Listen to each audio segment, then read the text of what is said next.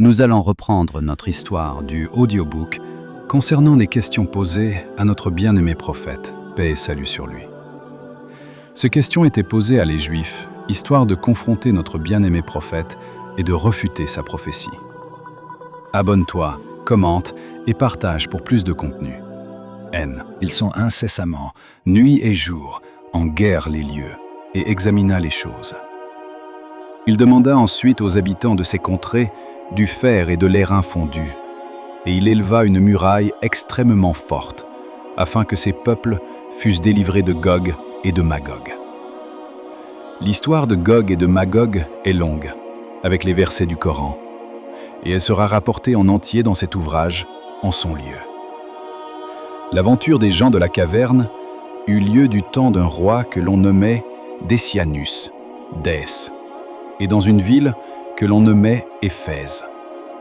Cet événement se passa avant Jésus, fils de Marie. Tous les habitants d'Éphèse étaient infidèles. Ensuite, 7 d'entre les favoris du roi Dès devinrent croyants en secret. Ils s'enfuirent et se retirèrent dans une caverne. Dieu ferma cette caverne, et ils y restèrent morts pendant 300 et quelques années. Dieu les rendit ensuite à la vie. Ce fut sous le règne du roi Dès qu'ils étaient entrés dans cette caverne, et ils ressuscitèrent du temps de Jésus, fils de Marie. Ils suivirent la religion de Jésus. Cette histoire est longue. Elle se trouve dans le chapitre du Coran qui porte le nom de chapitre de la caverne. Il y est également question de Dsoul Karnaïn dans ce verset. Ils dirent « Ô Dsoul Karnaïn, Gog et Magog exercent leurs ravages sur la terre.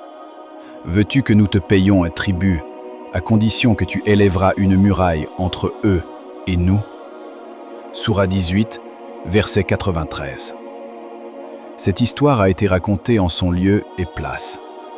Elle forme encore dans cet ouvrage une histoire séparée que l'on trouvera également à sa place. Réponse à la question relative aux gens de la fosse. Ces gens de la fosse étaient les habitants de Nadjéran. Or, Nadjéran était une ville dont les habitants avaient cru à Moïse. Il y avait dans cette contrée un roi nommé Youssouf et surnommé Dsu-Noas. C'était un géant qui avait de nombreux sujets. Or Jésus, fils de Marie, était venu au monde, et Dieu l'avait enlevé au ciel. Quelques-uns des apôtres qui avaient été avec Jésus arrivèrent à cette ville de Nadjéran, manifestèrent la religion de Jésus et dirent aux habitants « La religion de Moïse a été abrogée. Un autre prophète est venu. Son nom est Jésus. Maintenant, il vous faut croire à Jésus et abandonner la religion et la loi de Moïse. » Et ils leur firent connaître les œuvres merveilleuses de Jésus. Ces habitants de Nadjéran devinrent croyants et adoptèrent la religion de Jésus. 2 ou 3 des courtisans intimes de Dsu-Noas se trouvaient à Nadjéran. Les habitants de cette ville les prirent et leur dirent « Entrez dans notre religion, ou bien nous vous tuerons. » Les courtisans ne le voulurent point, et les habitants de Nadjéran les tuèrent. Cette nouvelle parvint au roi. Il se mit en marche avec 50 000 hommes et arriva à Nadjéran. On creusa des fossés autour de cette ville et on y jeta du feu. Le roi prit ensuite les habitants de Nadjéran, les amena sur le bord de ces fossés et dit « Abandonnez la religion de Jésus, ou nous vous jetterons dans le feu, comme il est dit dans le Coran. » Les gens de la fosse, du feu doué de matière ignée, ont été tués. Sourate 85, verset 4. Cette histoire est longue et sera également rapportée dans cet ouvrage. Quant à cette question, combien Dieu a-t-il eu de prophètes sur la terre? Combien d'entre eux ont eu le caractère d'apôtres? Par les prières de combien de prophètes des morts ont-ils été rappelés à la vie? Et quelles furent les personnes qui ressuscitèrent de la sorte? Le prophète répondit « Dieu a eu 124 000 prophètes, et 313 d'entre eux ont été apôtres, ont vu Gabriel et ont reçu de lui les révélations de Dieu. Le premier de ces apôtres a été Adam, et le dernier, Mahomet. Parmi ces prophètes, il y en eut 4 qui s'exprimèrent en langue syriaque. Adam, Seth, fils d'Adam, Noé et Idris. Il y eut 4 prophètes d'entre les Arabes qui s'exprimèrent en arabe. Ce furent Houd, Salih, Shoaïb et Mahomet. Quant à ceux par les prières desquels des morts revinrent à la vie, l'un d'eux fut Moïse. Et le premier mort qu'il rappela à la vie fut cet homme que l'on trouva mort au milieu des enfants d'Israël. Et personne ne savait qui l'avait tué. Moïse dit : « Dieu vous ordonne de tuer un taureau et de toucher avec sa queue le cadavre de cet homme jusqu'à ce qu'il parle. » Car cette action fut pénible aux enfants d'Israël, et la vie leur devint à charge. Ensuite Moïse pria, et on toucha le mort avec la queue du taureau. Ce mort parla et dit : « C'est un tel qui m'a tué. » Moïse prit ce meurtrier et lui fit souffrir la peine du talion. Les enfants d'Israël furent ainsi délivrés des peines et des querelles que ce meurtre avait causées. Ce récit est long. Il sera rapporté en son entier avec l'histoire de Moïse.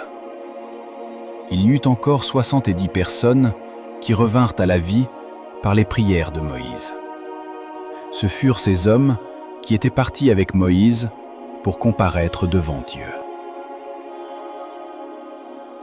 Ce furent ces hommes qui étaient partis avec Moïse pour comparaître devant Dieu. Lorsque Moïse conversa avec Dieu, comme il est dit dans le Coran, Dieu a parlé à Moïse, sourate 4, verset 162, un nuage blanc descendit et se tint alentour de Moïse. Et Dieu lui envoya le Pentateuque sur des tables. Or, ces 70 hommes dirent : « Nous voulons voir Dieu. » Au même instant, la foudre descendit du ciel et tomba sur eux.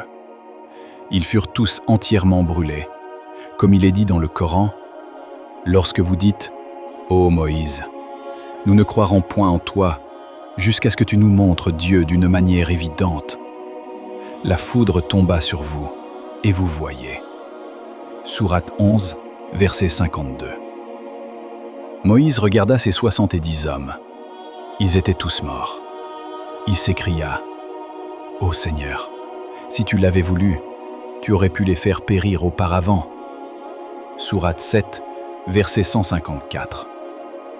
Or Moïse savait, et il pensait que Dieu les avait fait périr, parce que leur peuple avait adoré le veau. C'est pour cette raison qu'il s'écria : « Ô Seigneur, si tu avais voulu les faire périr, tu aurais pu le faire auparavant et m'envelopper dans le même châtiment. Si le peuple a adoré le veau d'or, la faute en est-elle à ces hommes ? Ô Seigneur, rends-les à la vie. » Dieu exauça la prière de Moïse, et il ressuscita ces 70 hommes, comme il est dit dans le Coran, « Nous vous avons ensuite ressuscités, afin que vous rendissiez grâce. » Sourate 11, verset 53. Cet événement eut lieu du temps de Moïse. La même chose eut encore lieu du temps de Jésus, fils de Marie. Des hommes morts revinrent à la vie par ses prières. Le premier homme qui ressuscita par les prières de Jésus fut Sem, fils de Noé. Voici quelle fut la cause de cet événement. Lorsque Jésus dit « Je suis prophète de Dieu », on lui demanda des miracles qui confirmassent sa mission. Jésus répondit : « Certes, je suis venu vers vous avec un signe de la part de votre Seigneur. Je ressusciterai les morts, je rendrai la vue aux aveugles de naissance, et je les rétablirai dans leur état naturel. Je guérirai aussi une lèpre contractée dès le ventre de la mère. Sourate 3, vers 88. Effectivement, Jésus ressuscita les morts, et il fit avec de la terre une chose qui avait la forme d'un oiseau. Ensuite, il souffla sur cet oiseau. Jésus avait dit « Je ferai de telle et telle manière ». Or les hommes dirent « Venez, afin que nous éprouvions ces paroles. » Et ils dirent à Jésus « Donne une âme à cet oiseau. » Jésus prit un peu de terre, et il en fit une figure d'oiseau. Ensuite, il pria Dieu. Dieu exauça sa prière. Il envoya une âme à cet oiseau, lequel, par l'ordre de Dieu, devint un oiseau qui volait.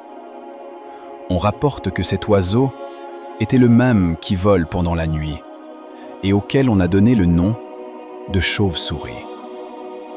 Lorsque les hommes virent cela, ils s'écrièrent « Celui-ci est un magicien ». Jésus leur répondit « Si vous le voulez, je prierai et rappellerai à la vie un homme mort depuis longtemps. » Ces hommes tombèrent tous d'accord et dirent « Il faut que nous cherchions un homme mort depuis longues années, afin que, si Jésus peut le ressusciter, nous sachions qu'il est prophète de Dieu et qu'il est véridique. Or, il n'y a aucun homme mort depuis plus longtemps que Sem, fils de Noé. C'est celui-là qu'il doit ressusciter. » Ensuite, ils firent part à Jésus de ce qu'ils avaient décidé. Jésus demanda « En quel lieu est le tombeau de Sem, fils de Noé ?» On lui répondit « Dans tel endroit. » Jésus forma une réunion d'un grand nombre de personnes et fixa le temps où il ferait le miracle, afin que tous les hommes se trouvassent dans le lieu convenu. Une foule nombreuse se mit en route et se réunit au tombeau de Sem. Jésus s'avança ensuite avec majesté et pria. Dieu exauça sa prière. Jésus poussa un grand cri et dit « Ô Sem, fils de Noé, lève-toi par la volonté de Dieu. » Au même instant, le tombeau s'entr'ouvrit, et Sem leva la tête hors du tombeau. Les cheveux et la barbe de Sem étaient devenus blancs comme du coton. Lorsque Jésus prononça ces paroles, « Ô Sem, fils de Noé », Sem répondit, « Que me veux-tu, ô Esprit de Dieu ?» Jésus lui demanda, « Qui es-tu » Il répondit, « Je suis Sem, fils de Noé. » Jésus ajouta, « Et moi, qui suis-je » Sem répondit, « Tu es un prophète de Dieu. » Jésus lui dit, « Ô Sem, pourquoi tes cheveux sont-ils blancs, tandis qu'à l'époque où tu mourus, il n'y avait ni cheveux ni barbe blancs, ni parmi les péris, ni parmi les hommes, et que la blancheur des cheveux et de la barbe ne s'est manifestée que du temps d'Abraham. » Sem répondit, « Ô Esprit de Dieu, la chose est comme tu l'as dit. Ô prophète de Dieu, j'avais les cheveux et la barbe noirs, mais lorsque tu m'appelas, j'ai pensé que le jour du jugement était arrivé, parce qu'on me réveillait. Et, par un effet de crainte et de terreur du jour du jugement, mes cheveux sont devenus blancs, comme tu le vois. » Sem répondit, « Ô Esprit de Dieu, comme il me faudrait encore éprouver l'amertume de la perte de la vie, j'aime mieux que tu pries Dieu pour que je reprenne la place que j'ai occupée jusqu'à présent. Je ne pourrais pas supporter une seconde fois l'amertume de la perte de la vie, car cette perte est fort douloureuse. » Jésus pria, Sem redescendit dans son tombeau, et le tombeau reprit l'état dans lequel il était auparavant, de manière que l'on aurait assuré que rien n'en était sorti. Tout le peuple qui était présent vit ce miracle, et un grand nombre de personnes crurent en Jésus. D'autres hommes ressuscitèrent du temps de Daniel, et par ses prières. C'étaient ces hommes au sujet desquels Dieu a dit « N'as-tu pas regardé ceux qui sont sortis de leur demeure, au nombre de plusieurs milliers, dans la crainte de la mort, etc. » Sur 11, verset 24. La cause de cet événement fut que la mort dévasta leur ville, parce qu'une épidémie s'y était déclarée. Un grand nombre de personnes moururent de cette maladie. Le peuple qui habitait cette ville dit alors « Il nous faut fuir cette maladie contagieuse et partir de cette ville. » Ils étaient plusieurs milliers d'hommes. Enfin, lorsqu'ils furent partis de la ville et qu'ils eurent fait une parasange, la mort les frappa. Et toute cette multitude mourut à la même place. Des hommes venus d'autres pays voulurent mettre ces morts dans le tombeau. Ils ne purent pas le faire, à cause du grand nombre des cadavres. Ces hommes travaillèrent en joignant leurs forces et élevèrent une muraille autour des cadavres. Les années s'écoulèrent, la chaleur du soleil et le froid frappèrent ces corps morts, et tous devinrent poussière. 1000 ans après cela, Dieu envoya le prophète Daniel. Lorsque Daniel arriva à la muraille dont nous avons parlé, il fut étonné de toute cette histoire, et il pria Dieu. Dieu exauça sa prière et ressuscita tous ces hommes qui vécurent de nouveau dans ce monde. Leur postérité devint nombreuse, et ils virent les enfants de leurs enfants jusqu'au temps où le terme de leur vie fut accompli, et où ils moururent de nouveau. Aujourd'hui, les corps de toutes les personnes qui descendent de ce peuple-là exhalent une odeur de cadavre. On peut reconnaître, dans ceux qui sont doués de cette odeur, les enfants de ces hommes qui furent rappelés à la vie par les prières de Daniel. Le prophète parla encore sur ce sujet, parce que l'ange Gabriel lui apporta un verset dans lequel il lui disait « Ô Mahomet, réponds-leur et dis-leur. Ils te questionneront au sujet de roue. Dis, roue est du nombre des choses de mon Seigneur, etc. » Sur 17, verset 87. Cela signifie « Ils te questionneront au sujet de roue. Réponds-leur. Roue n'est point du nombre des choses qui me concernent. Il est du nombre des choses qui concernent Dieu. Et jusqu'à présent, Dieu ne m'a rien fait connaître à ce sujet. » Réponse à la question relative au fer qui est devenu mou et la question relative à la fontaine d'airain. Sache que le fer devint mou comme de la cire entre les mains de David, de sorte qu'il en fit tout ce qu'il voulut sans le rougir au feu. La côte de mailles qui se trouve actuellement dans le monde et qui n'a point de défaut est nommée côte de mailles de David, parce qu'il est dit dans le Coran « Et nous lui avons amolli le fer », etc. Sourate 34, verset 10. Or, toute espèce d'armure qui est parfaite, qui n'a ni attache ni défaut, se nomme en arabe « sabig ».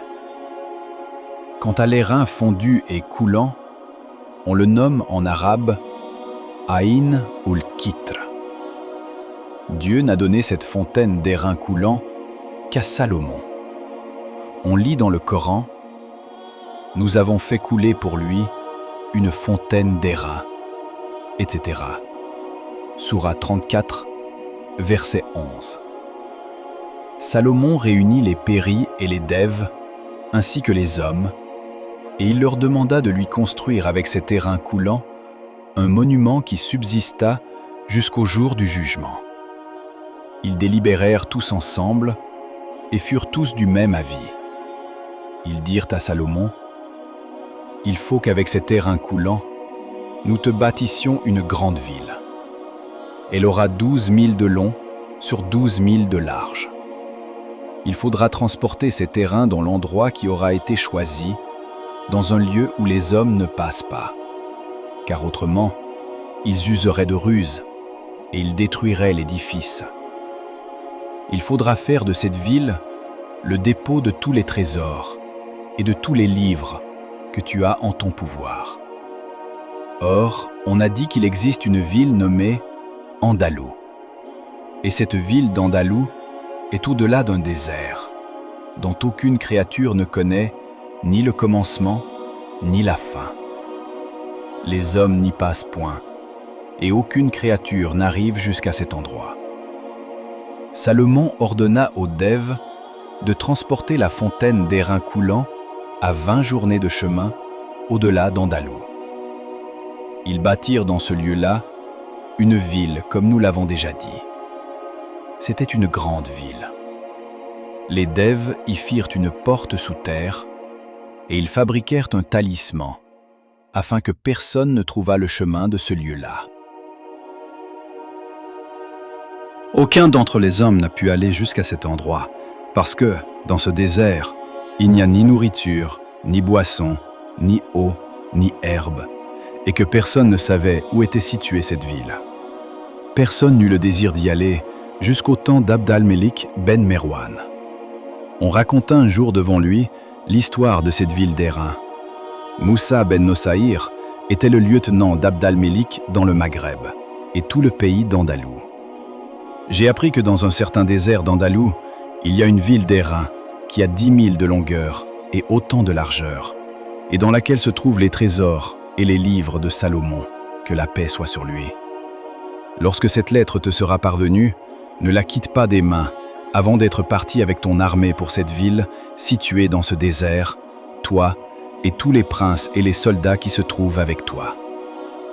Lorsque cette lettre parvint à Moussa, lieutenant d'Abd al-Melik, il réunit aussitôt son armée dans la ville nommée Kairouan et située dans le Maghreb. Il montra à ses soldats la lettre d'Abd al-Melik, qui portait un sceau d'or, et il leur dit « Qui d'entre vous peut prendre pour 40 jours de vivres, d'eau et de fourrage pour les bêtes de somme, afin de marcher avec moi ?» Il choisit ensuite 1000 hommes, des plus braves et des plus courageux, et leur dit « Il faut vous préparer à venir avec moi. » Ces gens acceptèrent la proposition de Moussa et partirent avec lui. Moussa ben Nossaïr et ses 1000 cavaliers marchèrent pendant 40 jours, jusqu'à ce qu'ils fussent arrivés près de la ville. Lorsqu'il ne leur restait plus qu'un espace de 5000 pour y parvenir, ils virent de loin une chose telle qu'ils n'avaient jamais rien vu de si étrange et de si effrayant.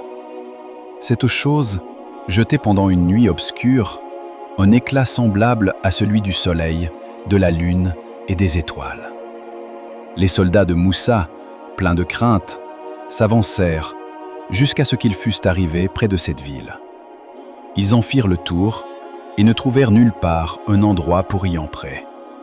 Les murailles étaient d'une hauteur telle qu'aucune créature ne pouvait y monter. Moussa et son armée, saisis d'étonnement, restèrent dans ce lieu sans savoir que faire, et, bien qu'ils se missent à réfléchir et à délibérer, cela ne leur servit à rien, et ils ne trouvèrent aucun expédient. Alors, Moussa dit à son armée « Quelle ruse emploierons-nous pour conduire à bien notre entreprise ?» Un héros prononça ces paroles. « Celui d'entre vous qui pourra monter sur cette muraille ou en atteindre les créneaux et rapporter des nouvelles de cette ville recevra de moi 100 000 dirhams pris sur mes propres richesses. » Un homme accepta cette proposition et dit à Moussa « Je monterai et je te rapporterai des nouvelles. » Les soldats formèrent un monceau des bas des chameaux et des selles des chevaux, en les plaçant les uns sur les autres. Ils apportèrent du bois du désert et ils le placèrent sous les selles et sous les bas.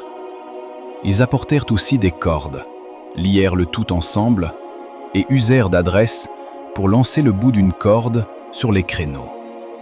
Ils dirent ensuite à cet homme la formule « Bismillah » en ajoutant « Maintenant c'est ton affaire, monte ». Cet homme usa d'adresse et monta. Lorsqu'il eut atteint l'extrémité des créneaux, il fit un visage riant à ses compagnons, se mit à rire aux éclats, se précipita de l'autre côté des murailles et disparut. Personne de tous ceux qui étaient présents n'entendit plus parler de lui.